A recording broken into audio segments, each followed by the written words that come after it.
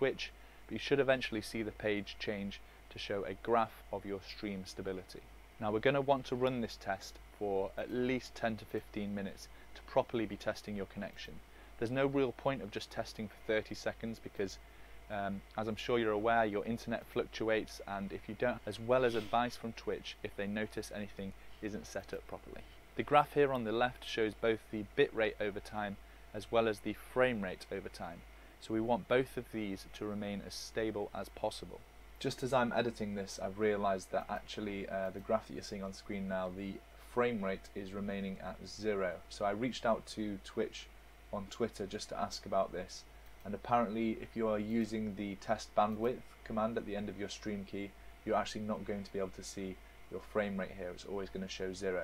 However, it will show your frame rate if you are actually streaming. So if you think you might be having issues specifically to do with your frame rate, I'd recommend removing the bandwidth test and just having a look at the Twitch inspector after you've finished streaming, and it should show any problems with your frame rate. But as you're using the test bandwidth, like I am here, the frame rate actually isn't going to work and it's just going to show 0.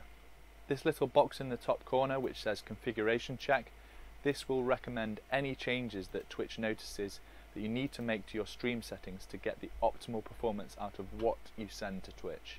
Now obviously the ideal situation that you would be in right now is that both of your graphs remain nice and stable over the 15 to 20 minute test that you run. The more likely scenario if you're watching this video is that you're experiencing some sort of drops in either your frame rate or your bit rate. The Twitch analysis tool should highlight any issues that it notices with any instability on the graph. You can then use any information that Twitch gives you on that instability and research maybe what you need to change to be able to fix that instability. One thing I'd recommend doing is opening up the help guide at the top here, and that can help you identify what your issue is based on how your graph looks, along with the recommended steps on how to fix that issue. You can also run a more extended test, which I definitely recommend doing if you can afford to. You know, run it for a couple of hours to really get a good snapshot of what your connection looks like. To make this a little easier to be able to do, Twitch provides a handy little notification box here that you can check, and it will notify you if it notices any stability, so you don't have to keep watching this page and you can get on with some other work. Just make sure you're not doing anything particularly internet heavy whilst this Twitch test is running. Now once you've finished running the tests, you may well have some issues that you want to resolve.